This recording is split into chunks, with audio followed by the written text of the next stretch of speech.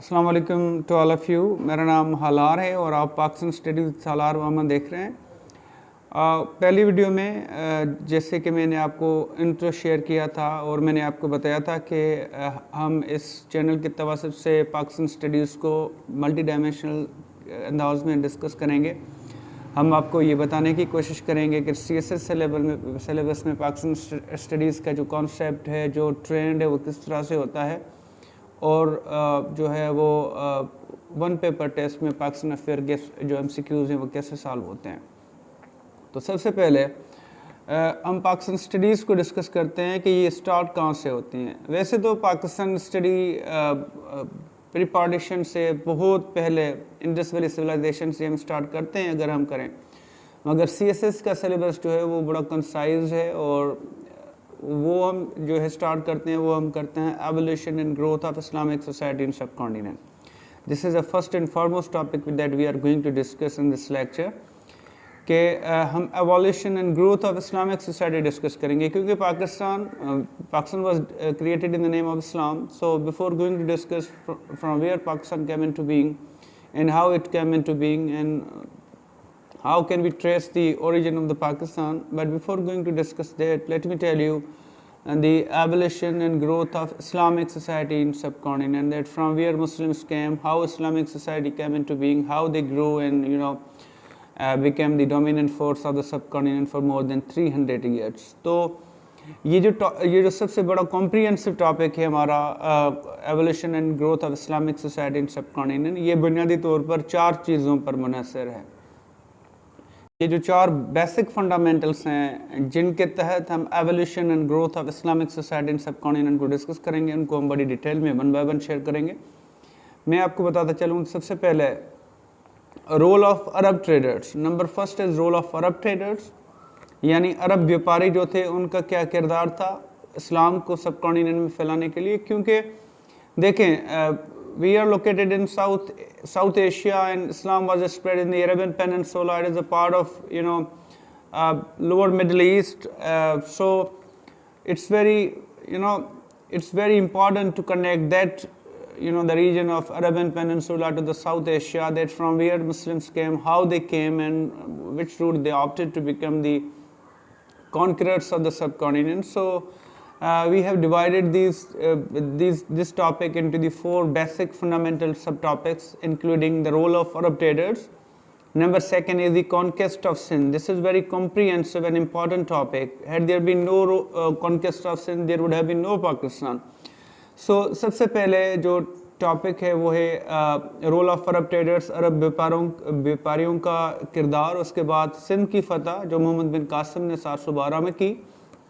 उसके बाद तीसरा है रोल ऑफ मुस्लिम कॉन्करर्स, यानी सिंध फतह हुई, उसके बाद आगे जो है वो डेवलपमेंट कैसे हुई, एवोल्यूशन तो हो गई, उसके बाद ग्रोथ कैसे हुई मुसलमान सोसाइटी में, और आखिरी जो है वो है रोल ऑफ मुस्लिम सूफीज़। यानी अगर हम बात करें, हम 4 चीज़ों के ऊपर सारी टॉपिक पे डिस्कस करेंगे। सबसे पहले role of Arab traders, number 2 conquest of Sindh, number 3 role of Muslim conquerors, and number 4 is role of Muslim Sufis. So let me discuss in the first and foremost subtopic, that is role of Arab traders, यानी अरब व्यापारियों का जो role है उन्होंने कौन सा role play किया। क्योंकि एवोल्यूशन एंड ग्रोथ में सबसे बड़ा फैक्टर, इम्पॉर्टेंट फैक्टर जो है वो ये अरब व्यापारियों का रोल है। और आप सबको पता होगा कि जो ट्रेड है दुनिया में, उसमें जो समंदर हैं और जो सी रूट्स हैं वो बड़ी इंपॉर्टेंट जो है वो हैसियत रखते हैं। कल भी दुनिया का व्यापार समंदर के थ्रू हो रहा था, आज भी समंदर के थ्रू हो रहा है और कल भी समंदर के थ्रू होगा। तो अरबन पेनिनसुला से यानी पर्शियन गल्फ से जो अरब व्यापारी जो थे वो व्यापार करते थे, और उस व्यापार के हिसाब से वो जो है वो हिंदुस्तान में पहुँचे, मालाबार कोस्ट पे पहुँचे, जिसको आजकल मुंबई कहते हैं या मुंबई जिसको कहते हैं, वहाँ पे वो पहुँचते हैं। वहाँ पे लोकल बंदों से इंटरेक्ट करते हैं, और वहाँ पे लोकल बंदे जो हैं वो हम सपोज करते हैं कि उनके डीड्स और एक्शन से मुतासर हो के उनके जो व्यापार हैं उनकी डीलिंग से मुतासर हो के एक या 2 बंदे फॉर एग्ज़ाम्पल हम ले लेते हैं कि वो इस्लाम में एंटर हुए,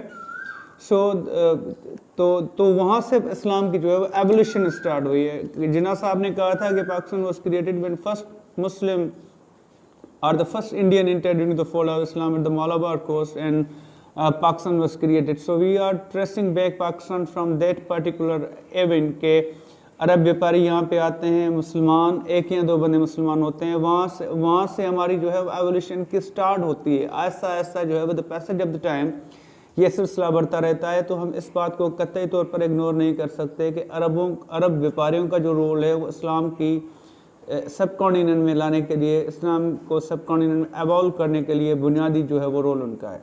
ये तो हो गया पहली चीज़। अब हम आते हैं दूसरी इम्पॉर्टेंट चीज़ के ऊपर, जो सबसे बड़ी इम्पॉर्टेंट चीज़ है वो है जी सिंध की फतह, कॉन्क्वेस्ट ऑफ सिंध। लेनपोर ने कहा था कि Sindh, conquest of Sindh was the triumph without result, and conquest of Sindh was an interesting episode in the history of Pakistan in India, and without discussing the conquest of Sindh you cannot discuss the evolution, growth, and the history of Pakistan or the history of Indo-Pak, especially the Muslim history of Indo-Pak। तो सिंध की जो फतह है वो 712 में होती है। कहते हैं कि इस्लामिक सल्तनत में उमैयद का दौर था, Umayyad dynasty in the Islamic kingdom, और उमैयाद में, जिनको बनु उमैया कहते हैं, उनकी जो किंगडम है उनमें सबसे बड़ा जो गोल्डन रूल है वो है जी वलीद बिन अब्दुल मालिक का। वलीद बिन अब्दुल मालिक का जो पीरियड है वो एक्सपांशन के हिसाब से सबसे इम्पॉर्टेंट दौर है, क्योंकि इसमें इस्लामिक सल्तनत की जो सरहदें हैं वो स्पेन तक पहुँची, यूरोप तक पहुँचे, सेंट्रल एशिया तक पहुँचे, साउथ एशिया तक पहुँचे। तारिक बिन ज़ियाद ने जाके स्पेन को फ़तह किया, मूसा बिन नुज़ैर ने कुछ और इलाकों को फ़तह किया, और मोहम्मद बिन कासिम यहाँ पे आया। तो वलीद बिन अब्दुल मालिक का जो दौर है, जो उस वक्त इस्लामिक दुनिया का खलीफा वलीद बिन अब्दुल मालिक था, उसके दौर में हिजाज बिन यूसुफ जो है वो गवर्नर होता है इराक़ का, और सिंध पे जो है वो राजा दहार की हुकूमत होती है। इसी दौरान अगर हम रियलिस्टिक पॉइंट ऑफ व्यू से बात करें तो अरब जो है इससे पहले, मोहम्मद बिन कासिम से पहले 2-3 बार जो है वो ये कोशिशें कर चुके थे कि किसी भी तरह से जो सब कॉन्टिनेंट है, स्पेशली सिंध और उससे मुल्का इलाके हैं, वो उनको किसी भी तौर पर जो है फ़तह किया जाए, और मकरान तक वो पहुँचे थे। उससे आगे भी उन्होंने सिंध के ऊपर जो है वो बुधेल और अब्दुल्ला 2 जनरल थे उनको भेजा था कि सिंध को फ़तह करें, मगर वो कामयाब ना हो सके थे। बहरहाल आखिरकार 712 में मोहम्मद बिन कासिम ने आके सिंध को फ़तह किया, और हिजाज बिन यूसुफ के तवस्सुत से वलीद बिन अब्दुल मालिक की खिलाफत के दौर में मोहम्मद बिन कासिम यहाँ पे आके सिंध फ़तह करता है। अच्छा, तो ये सिंध की फ़तह में बहुत सारी चीज़ें हैं। फॉर एग्ज़ाम्पल कहते हैं कि वलीद बिन अब्दुल मालिक के दौर में हिजाज बिन यूसुफ ने सिंध के गवर्नर जो बादशाह था राजा दार को उन्होंने कहा कि हमारे कुछ तवाइफ हैं और इम्पॉर्टेंट गिफ्ट थी, जो किंग ऑफ सैलून ने हिजाज बिन यूसुफ को तवाइफ भेजे थे। while passing from the Dibal seaport of Sindh, nowadays Karachi, they were being looted by the sea pirates। और हिजाज बिन यूसुफ ने सिंध के बादशाह राजा दार को कहा कि they were being looted by the pirates within your limits, तो आप हमें ये वापस करें। और हिजाज बिन यूसुफ को उन्होंने जवाब दिया कि these are the pirates and these are not my control। So this infuriated Hijaz bin Yusuf, and Hijaz bin Yusuf decided to attack Sindh, and he sent his nephew and son-in-law Mohammed bin Qasim। और मोहम्मद बिन कासिम ने जो है अपनी फ़ौज लेके सिंध पे हमला किया, और सिंध 712 में फ़तह हो गया। ये एक मुख्तलिफ इंटरप्रिटेशंस हैं, मुख्तलिफ चीज़ें हैं, मगर सच ये है कि मोहम्मद बिन कासिम ने राजा दाहर को शिकस्त दी और सिंध फ़तह हो गया 712 में।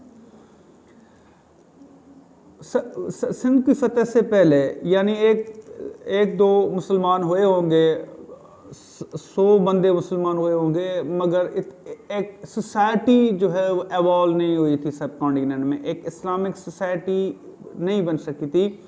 कुछ बंदे थे यानी सहाबा हैं, उनकी यहाँ पे जो है वो कब्रें हैं, कहते हैं कि वो यहाँ पे आए थे बहुत साल पहले सिंध की फ़तह से, मगर जो सिंधी इस्लामिक सोसाइटी जो सिंध में डेवलप हुई है वो मोहम्मद बिन कासिम के सिंध के फ़तह करने के बाद जो है वो डेवलप हुई है।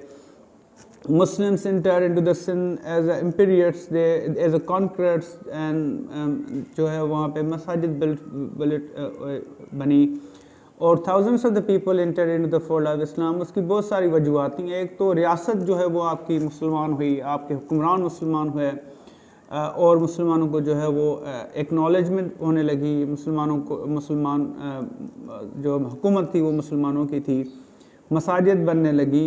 दूसरा जो फैक्टर है वो ये है कि उस दौर में जो ज़ात पात का निज़ाम था, जो एलीट क्लास, लोअर क्लास, वो जो ज़ात पात का निज़ाम था उन्होंने भी लोगों को बड़ा बागी किया हुआ था। And therefore the people saw कि मुस्लिम is a new Deen for them here in सब कॉन्टिनेंट। और उन्होंने देखा कि यहाँ पे तो कोई बड़ा छोटा नहीं है, एक ही सफ़ में खड़े हो जाते हैं महमूद और अयाज। इस्लाम में सबसे बड़ा वो है जो मुत्तकी परहेजगार है। तो इस हिसाब से लोगों में जो है वो एक the thousands of the people entered into the fold of Islam and Islam was spread in nook and corner of the subcontinent generally and Sindh particularly.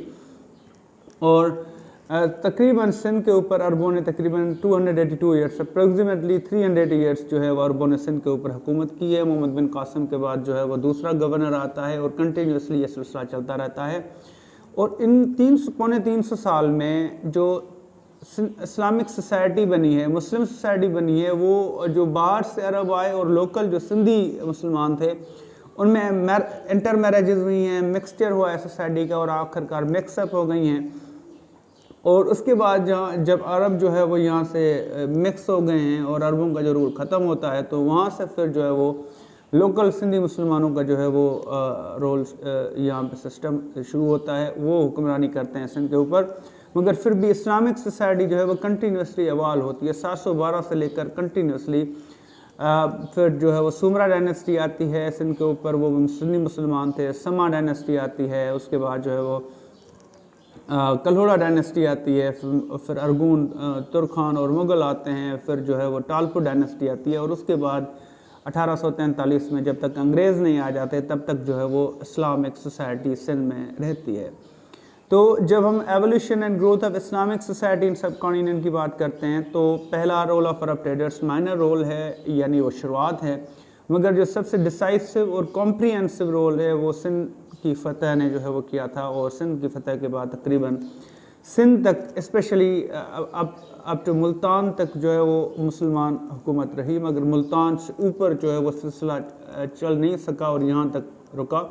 बहुत सारा और इलाका जो सब कॉन्टिनेंट का था वो अभी तक इस्लामिक सोसाइटी के डायरेक्ट कंट्रोल में नहीं आया था। इसको जो है हम डिस्कस करेंगे रोल ऑफ मुस्लिम कॉन्करर्स में। तो मेरे ख्याल में यहाँ तक आप सबको बात समझ में आ गई होगी कि जो evolution and growth of Islamic society है बुनियादी तौर पर वो 4 सब टॉपिक्स पे मुश्तमिल है, जिसमें कॉन्क्वेस्ट ऑफ सिंध आता है और रोल ऑफ अरब ट्रेडर्स आते हैं। हमने ये दोनों डिस्कस कर लिए यहाँ पे। नेक्स्ट वीडियो में we would be discussing the role of Muslim conquerors and role of मुस्लिम।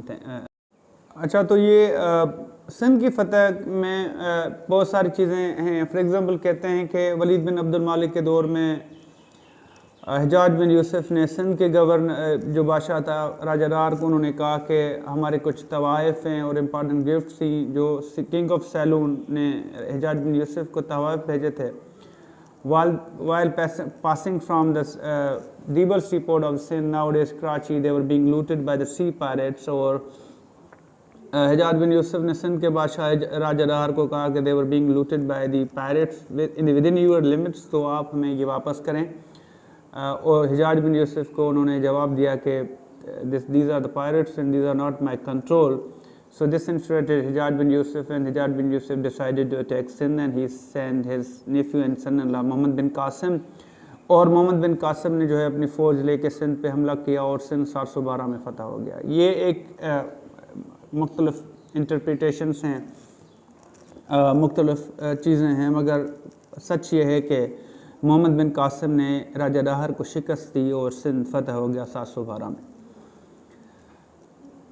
सिंध की फ़तह से पहले यानी एक दो मुसलमान हुए होंगे, 100 बंदे मुसलमान हुए होंगे, मगर एक सोसाइटी जो है वो एवॉल्व नहीं हुई थी सब कॉन्टिनेंट में। एक इस्लामिक सोसाइटी नहीं बन सकी थी कुछ बंदे थे, यानी सहाबा हैं, उनकी यहाँ पे जो है वो कब्रें हैं। कहते हैं कि वो यहाँ पे आए थे बहुत साल पहले सिंध की फतह से, मगर जो सिंधी इस्लामिक सोसाइटी जो सिंध में डेवलप हुई है वो मोहम्मद बिन कासिम के सिंध के फतह करने के बाद जो है वो डेवलप हुई है। Muslims entered into the Sindh as a imperials, as a conquerors, and जो है वहाँ पे मसाजिद बनी और thousands of the people entered into the fold of Islam। उसकी बहुत सारी वजूहत हैं। एक तो रियासत जो है वो आपकी मुसलमान हुई, आपके हुक्मरान मुसलमान हुए और मुसलमानों को जो है वो एक्नॉलेजमेंट होने लगी। मुसलमानों को जो हुकूमत थी वो मुसलमानों की थी, मसाजिद बनने लगी। दूसरा जो फैक्टर है वो ये है कि उस दौर में जो ज़ात पात का निज़ाम था, जो एलीट क्लास, लोअर क्लास, वो जो ज़ात पात का निज़ाम था, उन्होंने भी लोगों को बड़ा बागी किया हुआ था। And therefore the people saw कि मुस्लिम is a new Deen for them here in सब कॉन्टिनेंट। और उन्होंने देखा कि यहाँ पे तो कोई बड़ा छोटा नहीं है, एक ही सफ़ में खड़े हो जाते हैं महमूद और अयाज। इस्लाम में सबसे बड़ा वो है जो मुत्तकी परहेजगार है। तो इस हिसाब से लोगों में जो है वो एक the thousands of the people entered into the fold of Islam, and Islam was spread in nook and corner of the subcontinent generally and Sindh particularly. और तकरीबन सिंध के ऊपर अरबों ने तकरीबन 282 ईयर्स, अप्रोक्सीमेटली 300 ईयर्स जो है वो अरबों ने सिंध के ऊपर हुकूमत की है। मोहम्मद बिन कासिम के बाद जो है वो दूसरा गवर्नर आता है और कंटिन्यूसली ये सिलसिला चलता रहता है।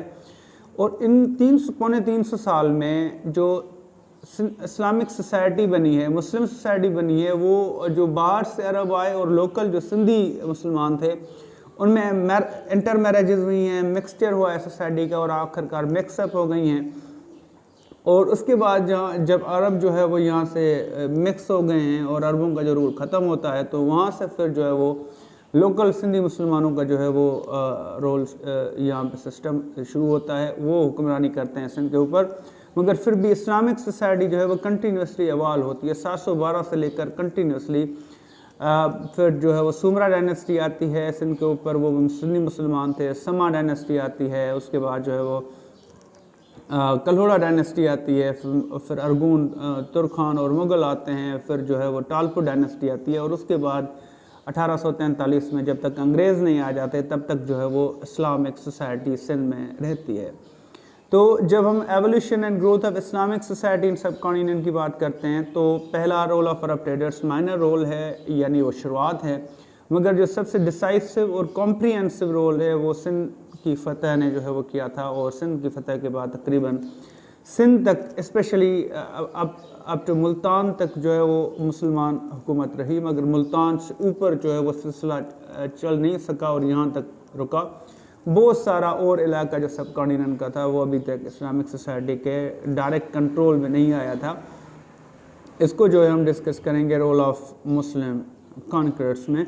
तो मेरे ख्याल में यहाँ तक आप सबको बात समझ में आ गई होगी कि जो evolution and growth of Islamic society है बुनियादी तौर पर वो 4 सब टॉपिक्स पे मुश्तमिल है, जिसमें कॉन्क्वेस्ट ऑफ सिंध आता है और रोल ऑफ अरब ट्रेडर्स आते हैं। हमने ये दोनों डिस्कस, ये जो 2 सब टॉपिक्स हमने डिस्कस की हैं ये कॉम्प्रिहेंसिव टॉपिक्स हैं, हमने डिस्कस कर ली हैं। और नेक्स्ट जो टॉपिक है हम नेक्स्ट वीडियो में डिस्कस करेंगे, जिसमें जो role of Arab trader, role of Muslim conquerors हैं और रोल ऑफ मुस्लिम सूफीज़ हैं। तब तक के लिए आप मेरा चैनल को सब्सक्राइब करें ताकि हमारी न्यू वीडियोस जो आने वाली हैं वो आप तक पहुंच सकें। और हम इसके ऊपर जो है वो कॉम्प्रिहेंसिव डिस्कस करते रहें। जो आपको चीज़ समझ में ना आए वो हमें कमेंट में बताएं। और ये मेरी न्यू जो है एक एफ़र्ट है। अगर आप इसमें कुछ भी अगर आपको लगे कि गलत है या उसको जो है वो कुछ ज़रूरत है इम्प्रूवमेंट की, तो कमेंट में मुझे ज़रूर बताएं। अपना ख्याल रखिएगा। अल्लाह हाफ़िज़। Thank you.